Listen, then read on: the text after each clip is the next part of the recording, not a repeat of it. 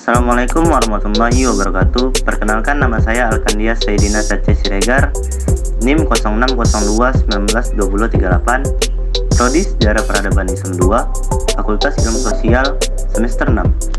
Baiklah teman-teman sekalian, di sini kami akan mempresentasikan karya ilmiah kami yang bertemakan Filsafat Sejarah Perspektif Konseptif Sejarah dalam Al-Quran, yang akan dibacakan oleh saya dan dua orang teman saya yang bernama Rina Febridayanti Nasution dan Maisaro Sinderia. Teman-teman sekalian, jangan lupa di like, comment, and subscribe channel ini agar menambah wawasan kita dan tambah semangat lagi kami membuat videonya. Untuk mempersingkat waktu videonya, kita mulai ke pembahasannya saja.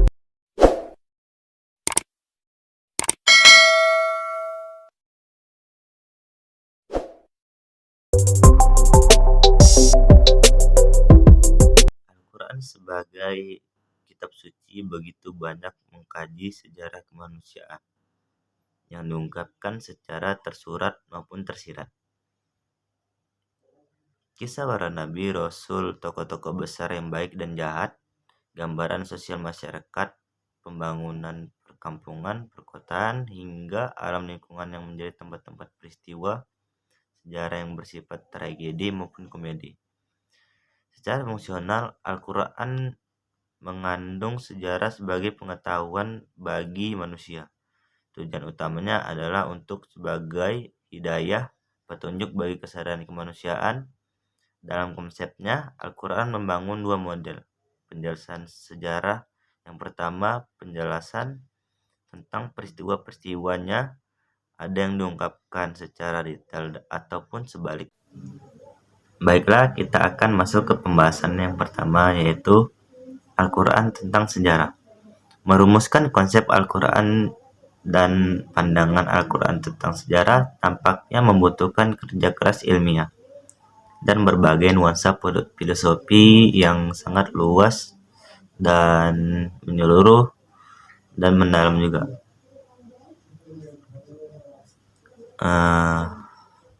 Hal ini bisa dipahami karena Al-Quran lebih bersifat sebagai kitab petunjuk yang universal. Maka penjelasan-penjelasan tentang apapun termasuk sejarah tidak digambarkan secara sistematis seperti juga pada hal lainnya, yaitu konsep akidah, syariah, dan tasawuf. Al-Quran lebih senang berbicara mengenai pesan moral sejarah yang disebut dalam jumlah besar ayat-ayatnya, yang dijelaskan dengan berbagai cara, dari yang umum sampai pada hal-hal yang detail dan terperinci, tetapi seringkali digambarkan secara bercerai-berai. Meskipun demikian, rumit penulis untuk mencoba mengkontribusikannya kembali batasnya paradigma dan epistemologi secara terlebih dahulu. Dalam kajian ini, pengertian sejarah dirumuskan dengan pengertian yang pertama, sejarah sebagai pengetahuan tentang masa lampau mengenai aktivitas manusia dalam ruang dan waktunya. Dalam hal ini, sejarah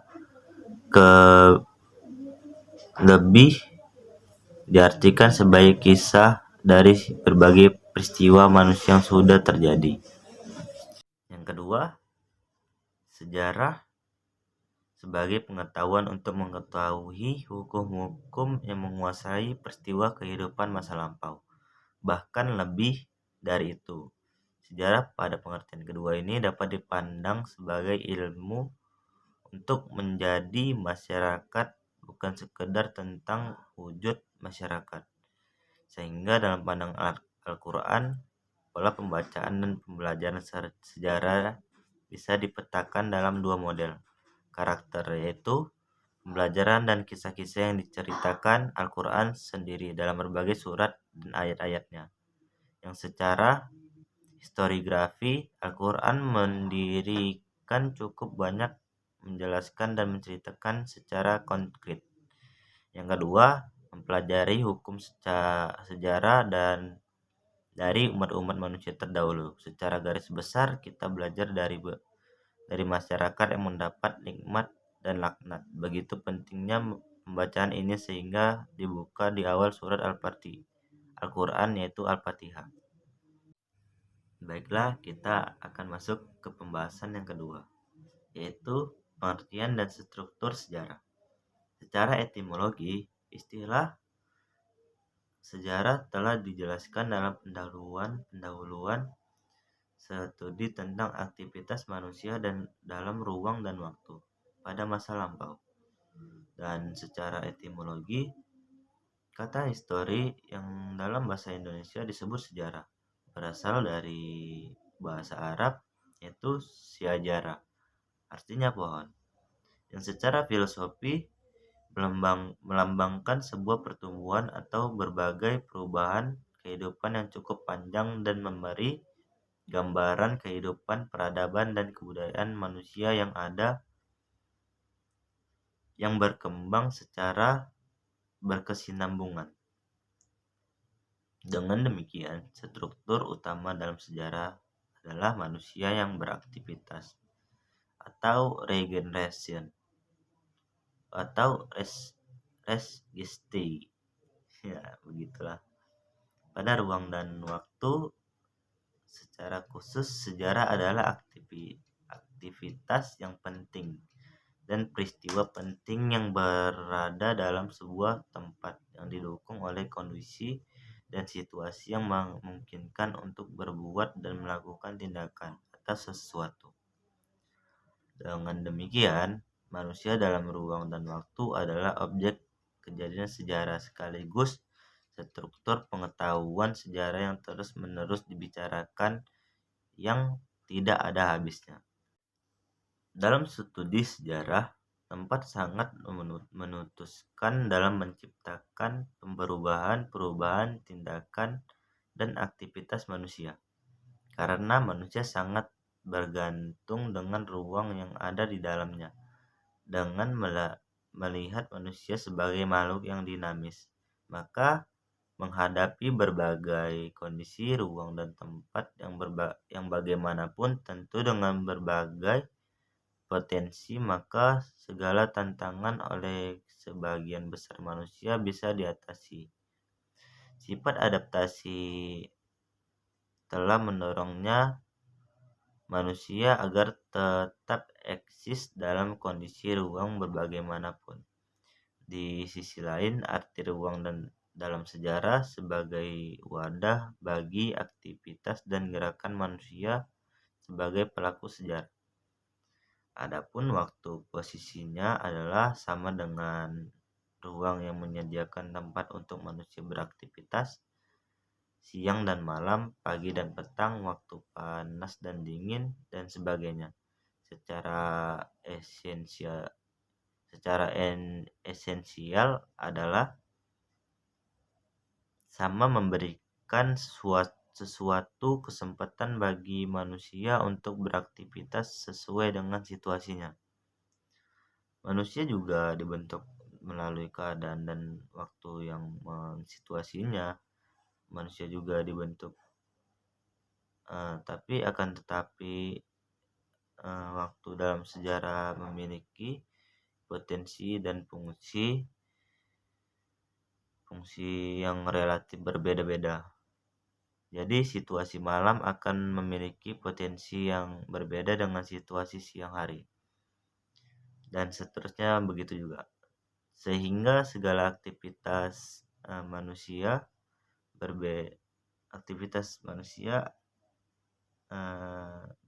selalu tercermin dengan situasi yang membentuk dan membedakan bahkan lebih jauh karena waktu dalam sejarah sebagai sesuatu yang memiliki karakter dan perubahan manusia. Karena waktu sekaligus sebagai kesempatan ekspresi bagi peristiwa yang lebih besar.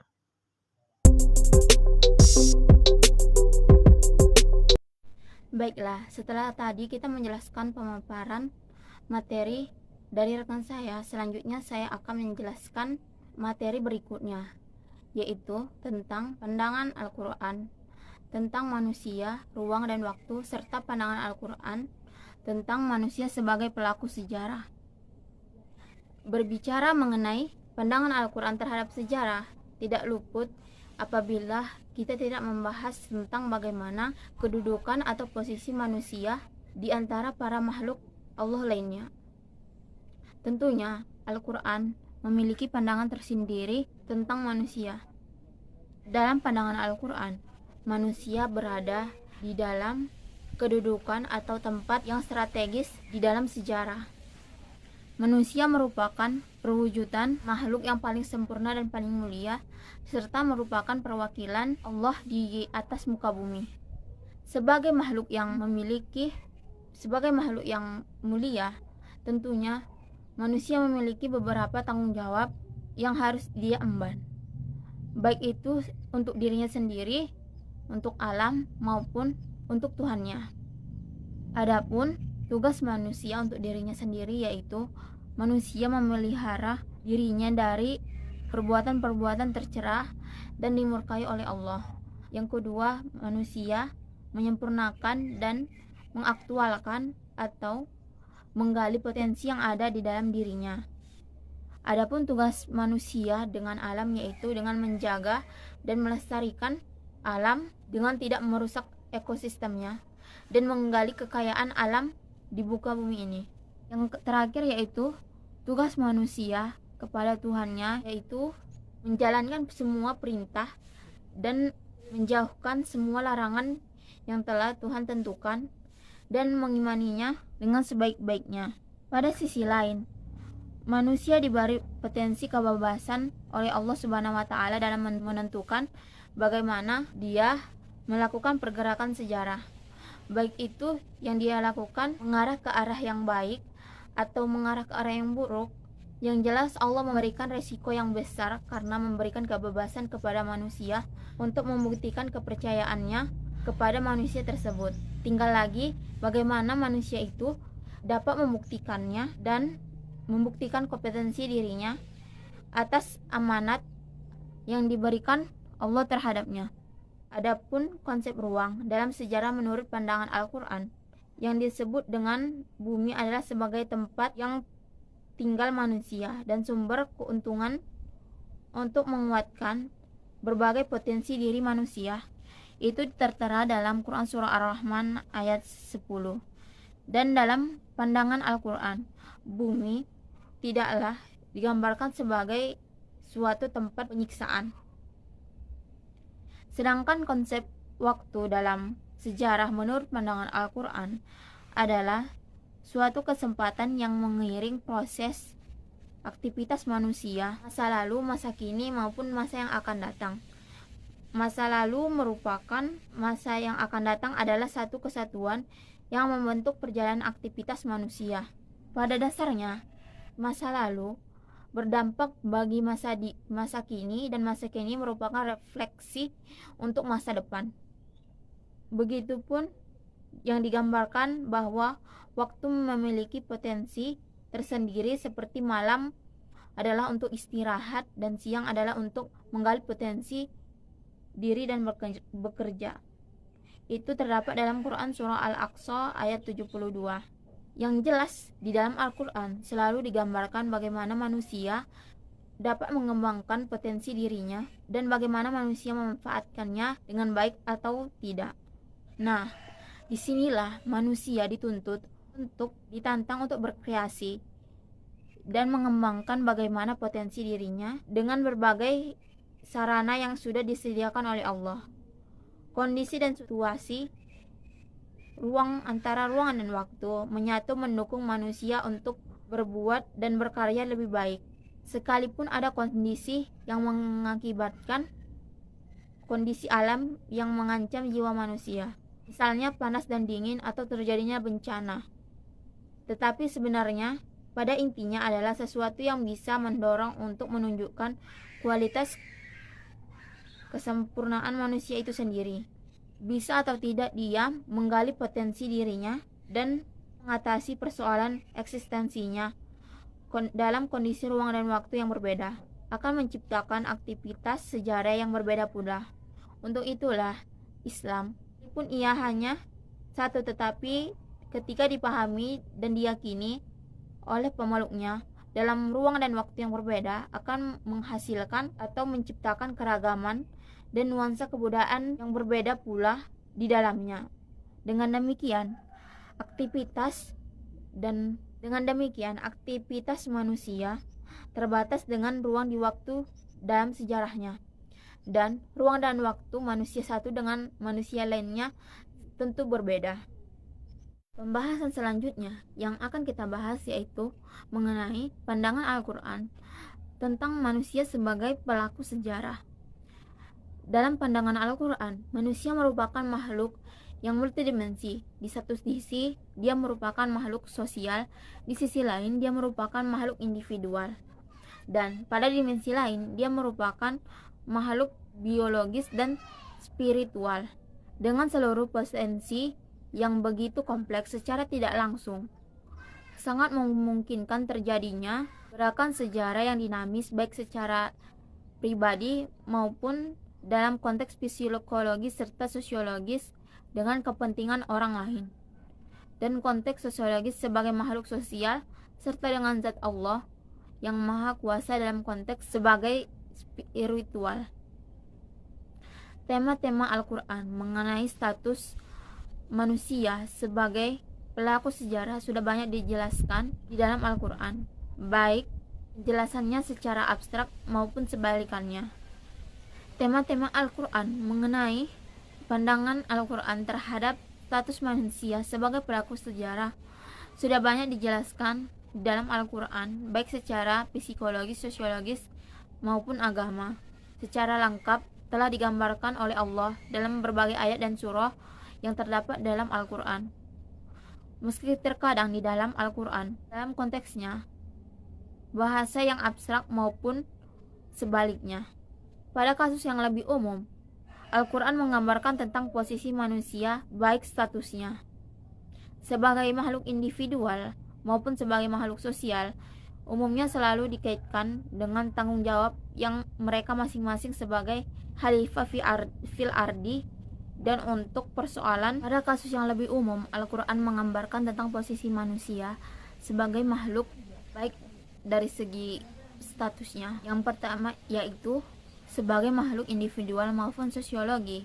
Manusia sebagai makhluk yang individual dan makhluk sosial. Manusia umumnya selalu dikaitkan dengan tanggung jawab mereka masing-masing sebagai khalifah fil aldin.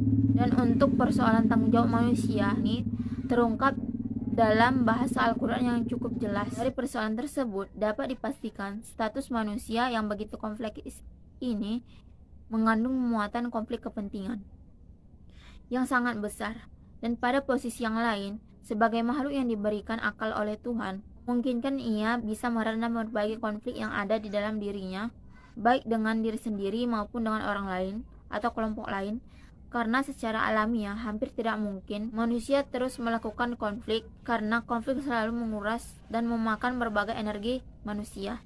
Untuk itulah konsensus antar manusia diperlukan sebagai upaya mencari jalan terbaik manusia dalam mencari solusi perjalanan sejarahnya. Konsensus sosial dalam bahasa sosiologis disebut sebagai tertib sosial, merupakan jalan atau solusi yang tampaknya selalu dikehendaki Al-Quran, sehingga harapan Al-Quran menjadi manusia sebagai pelaku sejarah bisa menggali dan bisa menertibkan bumi dikala isi dan potensinya. Selanjutnya akan dijelaskan oleh rekan saya.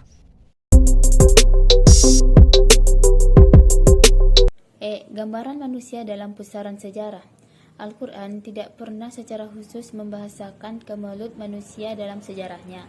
Namun istilah konflik dan harmoni pada diri manusia baik di luar maupun dengan di luar dirinya seringkali diungkapkan pada pembahasan yang khusus.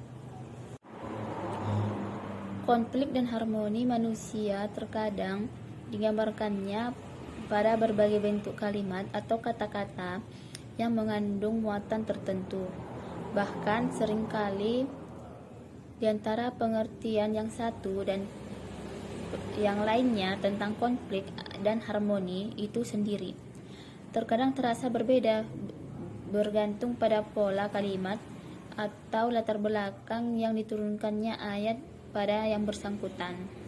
Pada sisi lain, secara ekstrim, dalam Al-Quran sendiri Allah menggambarkan seluruh ciptaannya berada pada kondisi berlawanan jenis. Dalam Al-Quran surah Yasin ayat 36.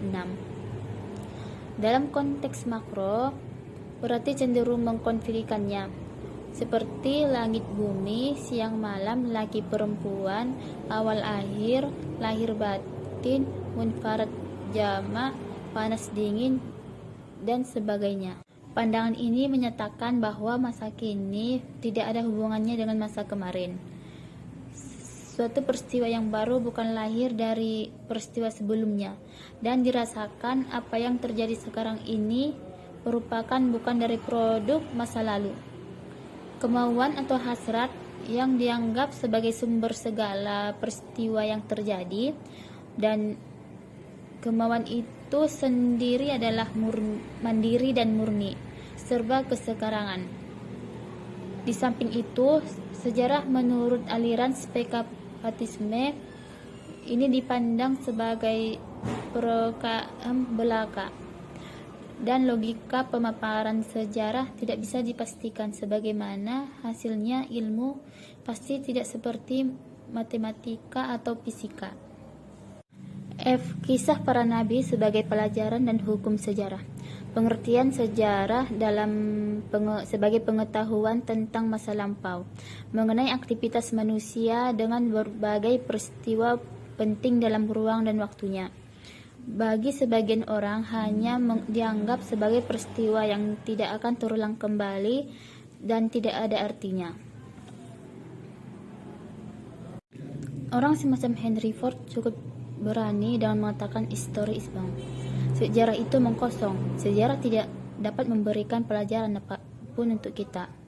Realitas kehidupan kita hanya siapa yang memiliki kemauan akan menemukan jalannya. Tidak ada dorongan kemauan di masa kini untuk dicocokkan atau diteliti terlebih dahulu dengan petunjuk yang berupa kias atau analog yang pernah terjadi di masa lampau. Baiklah, dari penjelasan dari beberapa materi di atas dapat kita simpulkan bahwasanya perkembangan sejarah umat manusia di dalam Al-Quran selalu dipengaruhi oleh 3 faktor. Yang menurut pandangan Al-Quran, perubahan sejarah manusia harus diawali dengan perubahan sikap mental dan pemikiran melalui pemberian nilai-nilai moral yang berfungsi sebagai sumber etos kerja sekaligus sebagai pembimbing dan pengarah perjalanan pensejarahan. Sejarah adalah cerita yang sudah terjadi tentang manusia dan peradaban. Untuk menjaga keselamatan dan kelestarian sejarah, maka sejarah perlu dipelajari karena sejarah tidak dapat dikonstruksikan lagi. Sejarah juga mengandung pelajaran-pelajaran bagi zamannya. Dengan kabar tertentu, dengan pelajaran sejarah, kita akan menjadi arif dan bijaksana.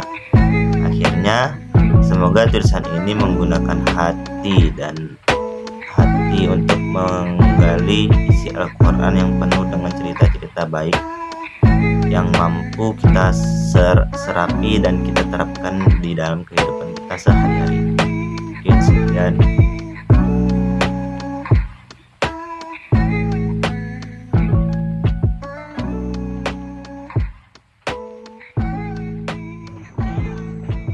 Baiklah, itu saja hasil presentasi kami yang berjudulkan tema filsafat sejarah perspektif konsepsi sejarah dalam Al-Quran. Semoga wawasan kita semakin bertambah dan semakin tahu tentang apa itu konsepsi sejarah dalam Al-Quran. Lebih dan kurang kami mohon maaf apabila ada salah kata atau perkataan kami yang kurang menyenangkan, mohon dimaafkan. Selamat menunaikan ibadah puasa bagi yang menjalankan. Teman-teman sekalian, jangan lupa di like, comment, and subscribe channel ini agar menambah wawasan kita dan tambah semangat lagi kami membuat videonya. Sekian, terima kasih. Wabillahi taufiq wal hidayah. Assalamualaikum warahmatullahi wabarakatuh.